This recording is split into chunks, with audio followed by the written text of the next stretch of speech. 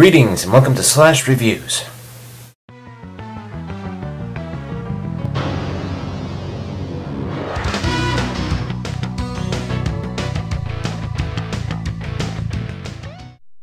Now I won't lie, I love Gex. Gex was this lizard that pretty much had a bunch of catchphrases and just cartoon and TV references to spew it at any time he wanted to. He has made it pretty big with his 3 games, Gex 1, 2, and 3. 2 of those games were actually released on the Game Boy, Gex 2 and Gex 3. They were already still released on the PlayStation 1, hence the PlayStation mark on the top left corner. And guess what the best part about this game is? Wall clinging! Which some would find somewhat ironic, being that I complain about it in Werewolf. So Werewolf stuck to everything. Whereas Gex basically just stuck to walls where there was a secret, and being that every single wall has a secret, well, there you go. But I digress. We should really get going on to the review. So, here's the Game Boy version of Gex.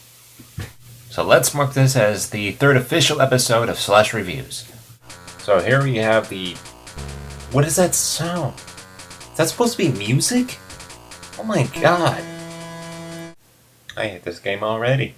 And then when you finally choose Game Start, you get this. Yeah, looks like a loading screen, right? Wrong, it's just a random screen that they decided to put in and make it so that you have to press A. I'm sorry, did I say A? I mean B. Yeah, they reversed the buttons in this game, so that means they also reversed the main control scheme of any platformer on the Game Boy. So you would think that with it being a side-scroller, it'd kind of be like its PlayStation 1 first counterpart, just simply entitled Gex, also released for the 3DO. But no, they didn't. Instead, we have to go settle for not very impressive graphics, which is actually somewhat understandable, and just pretty much more or less a half-assed version of the second Gex game in a side-scrolling format. So the first place I enter is Toon TV with carrots and daisies with hammers. Yeah. Like the second game. Yay. We also got smiley faces and sharks. The biggest problem here is, well, you can't cling onto walls. That and the jumping sucks.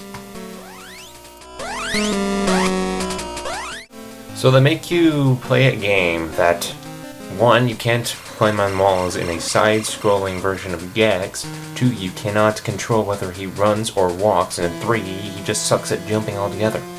That just doesn't make sense. Screw this, let's go see what the other stage looks like. Okay. This time we're gonna go head over to the Scary TV, or that's what I think it's gonna call. Oh, I wanna go into the bonus stage. I wonder what's up here. Come on.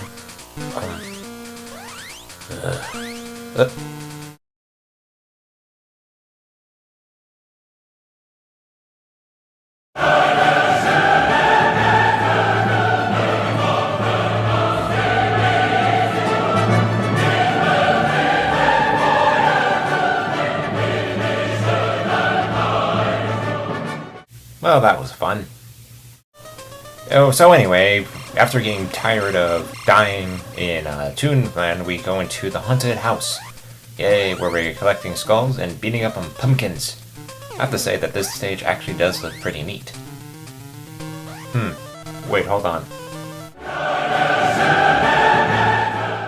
You know, I never noticed it, but Gex's reach is actually kind of short. Then he just kind of ducks and spins around. I know it's Game Boy, but they still could have added some flavor to the whole spin thing. The last thing I have to come undone is the death pits. I mean, you can't even tell this is a death pit! I mean, at least Pagemaster, as crappy as it was nice enough to tell you exactly where the death pits were, kind of. Unfortunately, this is about the place where I got sick with this game and decided to pick something else up. So I really don't have a whole lot to comment on except saying that the sound effects are not that good. But the music is actually somewhat nice. Well, except for the beginning. My final verdict? It's crap. I mean, don't get me wrong, I still love the lizard, I mean, he's just awesome. But if they were going to make it into a side-scroller, couldn't they have made it like the original? And so, much to my dismay, I'm going to have to give Gex Enter the Gecko for the Game Boy. A 1 out of 5.